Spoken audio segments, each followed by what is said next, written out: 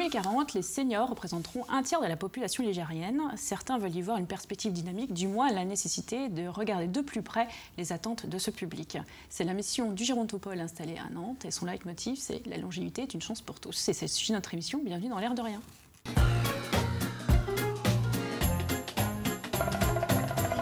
Bonjour mesdames. Bonjour. Vous allez bien? Ça va. Bon. Toujours. Toujours. Émilie. Alors, je me suis promenée cet été et je suis allée au puce de Saint-Christophe du Lignon. C'est fait pour ça. Et c'était très chouette. Et je me suis dit que c'était l'occasion d'en parler un petit peu et puis de revenir sur ce que fait l'Amicale laïque en fait, qui organise cet événement majeur en Vendée. Parce que les puces ligneuronaises qui ont lieu l'été, en fait, derrière, il y a une Amicale laïque. Exactement. On l'a peut-être un peu oublié. Donc ça, ce sera la chronique au milieu de l'émission. Et on terminera l'émission avec Delphine. Bonjour. Bonjour. Avec une exposition d'un artiste qui peint la guerre en Syrie puisqu'il a vécu de très près. Et donc, il y a une exposition à partir du 27 octobre à La Roche-sur-Yon. Voilà, quelque chose de très chouette. Oui. Voilà, très bien. Bonjour Valérie Bernat. Bonjour. Merci d'avoir accepté notre invitation. Avec plaisir. Vous êtes la directrice du Gérontopole Pays de la Loire. Alors, on va essayer d'expliquer un peu ce que c'est. D'abord, ce Gérontopole, il a été créé en 2010 par le professeur Gilles Berru. Oui. Donc, qui est gériatre au CHU de Nantes, chef de service. Est-ce que quand un professionnel comme ça dit je veux créer un lieu pour parler un peu plus du vieillissement, c'est parce qu'il faisait le constat que c'est un sujet qui n'était pas traité comme il fallait? C'est le constat en effet qui au quotidien, à force de rencontrer les personnes âgées et de discuter avec elles, se retrouve face à une confrontation claire qui est mais qu'est-ce qu'on peut faire pour aller plus loin? Le côté gériatrique, c'est la santé. Oui. Mais il n'y a pas que la santé. Oui, voilà. Le côté médico-social, c'est souvent... un peu oublié.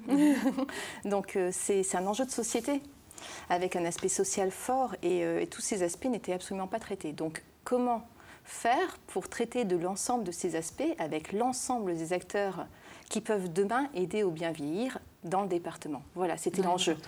Et pour ça, ça a été...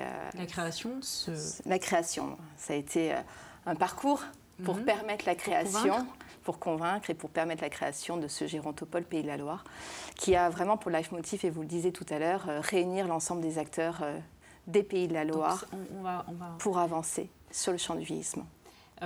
Est-ce que dans notre région et les Pays de la Loire, la question du vieillissement est particulièrement prégnante? Est-ce qu'on est une région où on vieillit plus vite? Alors, plus vite. Plus vite, non, mais on accueille.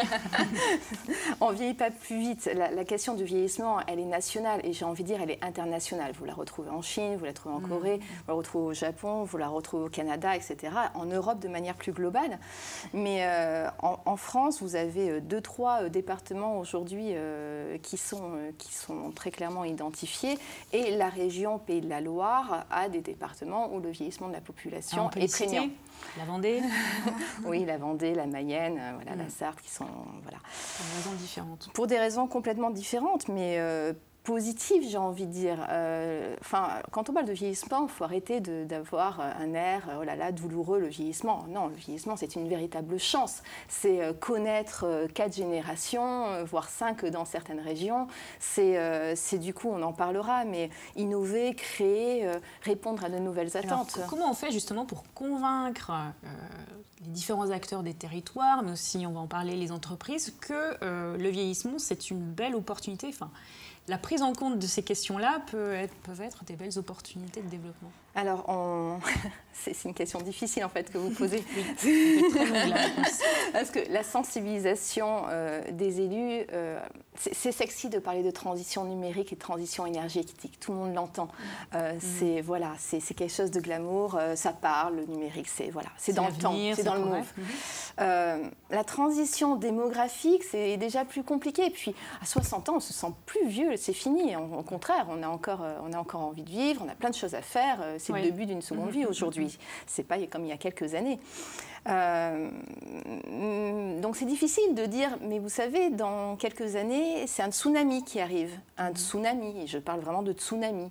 On parle d'un tiers de la population, de plus de 60 ans, en 2050. C'est quand même pas rien, avec des attentes différentes, avec du temps, et voilà, il va y avoir des envies qu'il va falloir combler. Alors, au Gérontopole, vous menez donc des actions, on va voir plusieurs choses, notamment en direction des entreprises, des professionnels qui pourraient se dire ah, le vieillissement, c'est peut-être un créneau sur lequel j'ai des choses à apporter.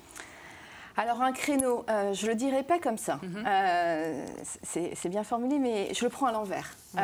C'est-à-dire qu'on entend parler de la silver economy, etc. Oui. Et je suis bien placée pour savoir, parce que j'ai participé au comité de filière. Mais prenons les choses à l'envers. C'est-à-dire, de quoi ont besoin nos aînés aujourd'hui, demain, puis c'est nous, hein, enfin, tout le monde est concerné par cette thématique, et comment y répondre au mieux. Voilà, donc oui, évidemment, c'est une opportunité pour des entreprises, pour des associations, on en parlait, pour des fédérations, etc., que d'inventer, innover de nouveaux concepts pour répondre à des attentes qui sont prégnantes. Parce que bien souvent, c'est un peu l'inverse. Bon, la silver economy, là, on parlait c'est un peu tendance aussi. On a l'impression que justement, il y a un peu d'opportunisme et un effet d'aubaine.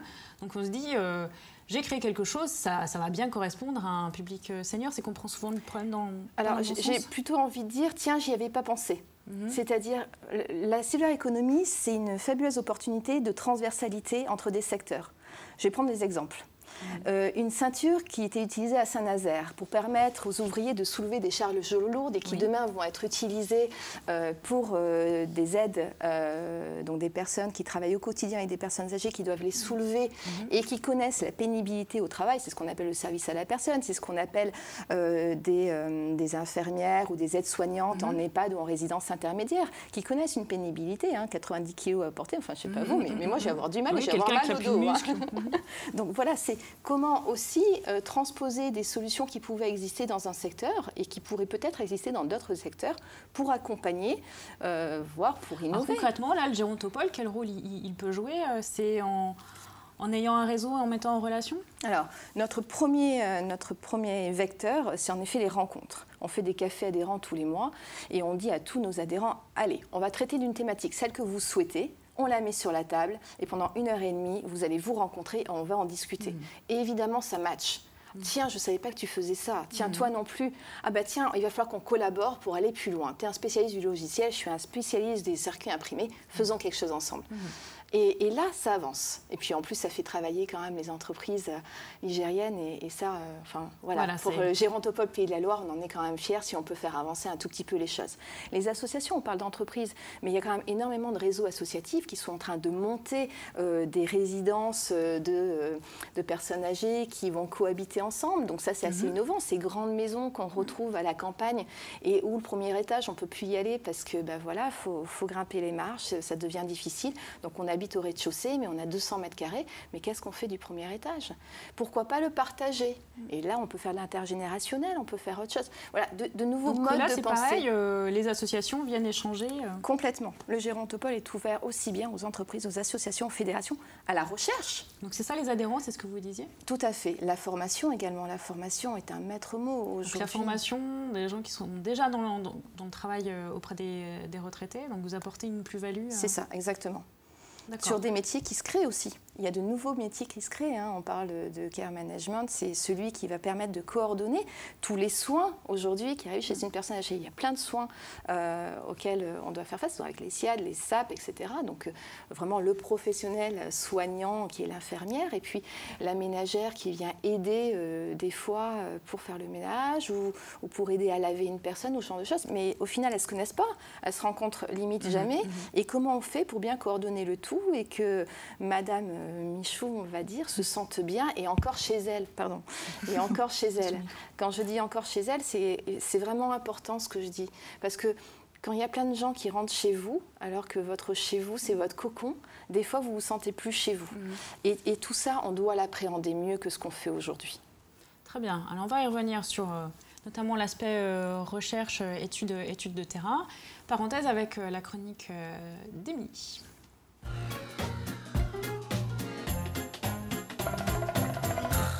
Alors, Émilie, le succès de l'amicale laïque de Saint-Christophe-Vigneron, qui est surtout connu pour ses puces qui ne ratent pas. Avec 2 dates chaque année, une en juillet, une en août.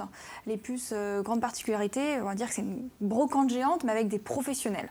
Voilà, on n'est pas sur du vide-grenier traditionnel. Donc j'y suis allée cet été pour la première fois. C'est la première fois, alors que ça fait 30 ? En fait, j'ai eu le président au téléphone, donc l'Amicale laïque s'est recréée il y a 35 ans, et dès le départ, ils ont eu cette envie de créer un événement important.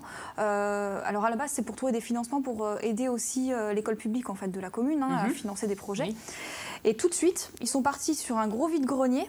Et avec une petite anecdote rigolote qui m'a dit, avec un espace pêche à la ligne dans le lac. Enfin, c'était, à mon avis, ça devait être assez... C'était le concept. Voilà, c'est ça. Bon, et au fur et à mesure, ils ont vu que ce serait peut-être sympa de faire quelque chose de professionnel avec des gens qui viennent de toute la France et qui apportent leur savoir-faire pour le public vendéen. Et du coup, ça marche bien. Puisque on l'a vu, même cet été, ils ont eu un nouveau record. Alors, le président m'a dit qu'en juillet, il y a eu 8000 personnes sur la journée. Et en août, il y a eu 12 000 personnes. C'est le record depuis le début de la création des puces. Donc, ils sont très contents. C'est surtout une très grosse organisation, puisqu'il y a eu quand même 150 bénévoles pour cette manifestation-là. Il y a eu 200, il m'a dit un peu plus de 200 exposants, donc venant vraiment de toute la France pour le coup, parce que là, ils ont vraiment une notoriété qui est assez importante. Le succès fait que pour eux, c'est tout bon. Ça veut déjà dire que l'année prochaine, ils vont pouvoir remettre en place.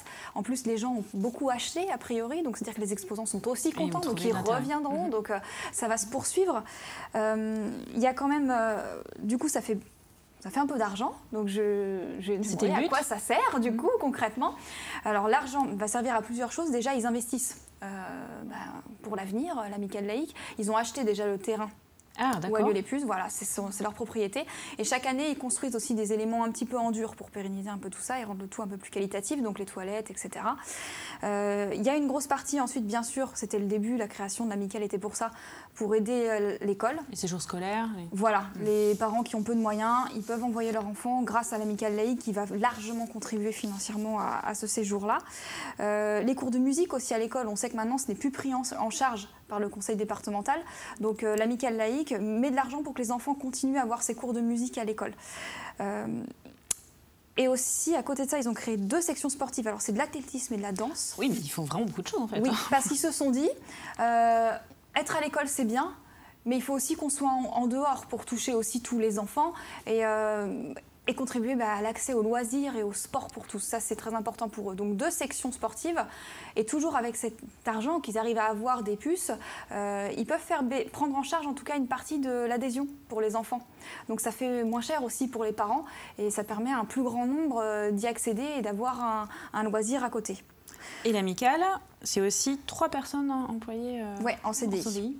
Donc 2 profs de danse, voilà, pour la section sport, et puis une secrétaire qui va répondre aux multiples coups de fil administratifs, etc. Donc c'est très important aussi pour eux, et ils sont très heureux de ça, de pouvoir offrir, même si c'est que 3 emplois, en tout cas des emplois aux gens de la commune, et puis de faire vivre tout ça localement. Alors ils ont une petite actu quand même, parce qu'ils ne font pas du coup que les puces. Le 1er novembre prochain aura lieu du coup la 20e édition de la virée des puces, donc c'est une course à pied, 3 distances, voilà, dont un semi-marathon. Alors moi, je ne suis pas très athlétisme, tout ça, mais en tout cas, apparemment, c'est quelque chose qui fonctionne bien. Ils attendent 1800 participants quand même. Donc, ils ont fait 2 gros secteurs, finalement. C'est le 1er novembre, vous avez dit ? 1er novembre, voilà. À Saint-Christophe-du-Ligneron, bien sûr. C'est le 2e événement important pour l'Amicale laïque. Et donc, on sait déjà que l'année prochaine, on retrouvera les puces, peut-être avec encore des nouveautés. Donc toujours juillet-août. Une date en juillet, une date en août, avec des exposants, avec un coin aussi pour garder les enfants. Ça, c'est hyper pratique avec les bénévoles qui gardent les enfants, etc. Donc tout est très bien pensé. Bon, eh bien merci. C'est vrai qu'on ne savait pas trop derrière ce qu'il y avait derrière les puces. Voilà. C'est pas qu'un événement, il y a un vrai investissement dans la vie locale. Mobilisation, voilà, et de la vie locale. Merci, Émilie. On revient avec vous, Valérie Bernat, sur le Gérontopole Pays de la Loire. Donc, il y a cette mission de mettre en relation les acteurs, les professionnels autour du vieillissement. Les usagers. Et les usagers. Alors, justement, on ne le dit pas suffisamment. Justement, les usagers. Je suis retraitée. Est-ce que j'ai ma place au Gérontopole et est-ce que je peux aller frapper à la porte du Gérontopole qui est à Nantes. Oui, bien sûr. Tout le monde a sa place au Gérontopole, hein, j'ai envie de dire. Au contraire, on est en train de monter en plus un club des usagers pour vraiment faire remonter les attentes et les besoins, pour ensuite alimenter ces associations, ces fédérations, ces entreprises, etc. De quoi on a besoin et pour qui, pourquoi et comment. Voilà, donc ça, c'est un rôle important.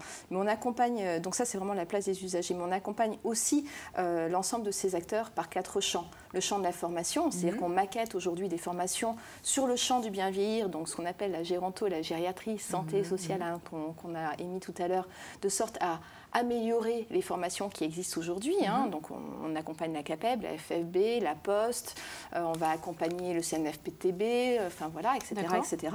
IFSS.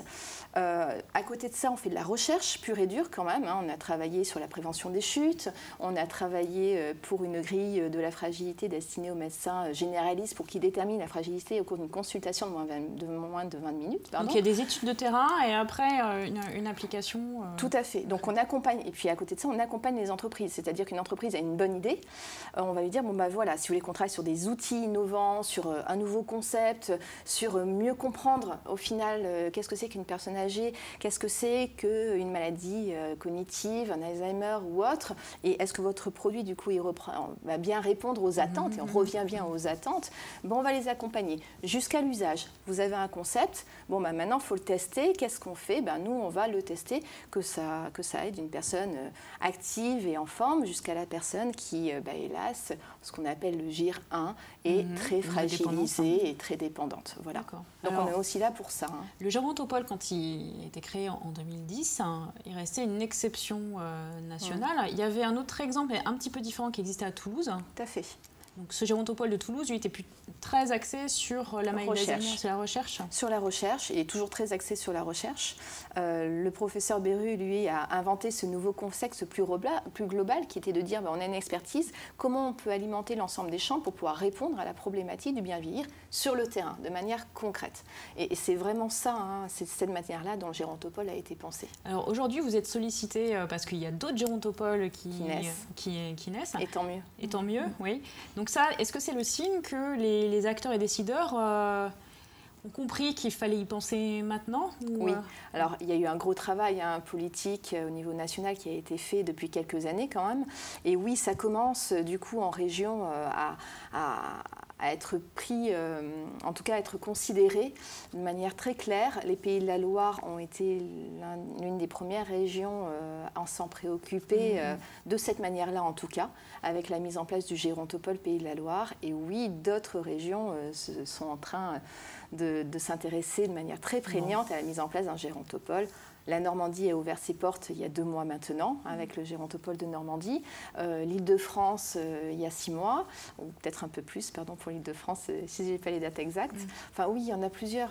Et ça, c'est très bien. C'est signe qu'on se préoccupe de plus en plus de la transition démographique et que les Gérontopoles ont une place pour accompagner l'ensemble des acteurs de la région sur ce champ-là. Et si on peut être utile, on est là pour ça. Échanger le regard sur le vieillissement, très bien. Échanger le regard. Alors, comme le Gérontopole est ouvert sur la vie extérieure, il y a beaucoup de rendez-vous ouverts au public. Alors, j'en cite quelques-uns. Jeudi 5 octobre, le sociologue Serge Guérin, qui est spécialisé généralement sur les questions des retraités et des seniors. Donc, il a écrit un nouveau livre qui s'appelle « La guerre des générations aura-t-elle lieu ?» Et donc, il y a une présentation de son ouvrage et une conférence le jeudi 5 octobre, donc au Gérontopole à Nantes. Le 12 octobre, le Gérontopole est à La Roche-sur-Yon pour une conférence sur l'accompagnement des seniors en fin de carrière. Le 8 novembre, c'est le début d'un cycle sur les 5 sens, donc au Sable d'Olonne. Donc, le 8 novembre, c'est sur l'audition, mais après, il y a toute une série de réunions en rapport avec les 5 sens. Et le 20 novembre, une conférence sur l'habitat à la Chaise du Vicomte. Donc on voit que tout ne se passe pas à Nantes non plus, vous allez dans les territoires. On est dans les territoires, on se veut être dans tous les territoires de la région. Très bien. On vous remerciera en vieillissant, j'espère, au fur et à mesure. Et on termine cette émission donc, avec la chronique de Delphine Blanchard. Qu'est-ce qu'elle va nous dire déjà, Delphine? Ah oui, une expo. Oui.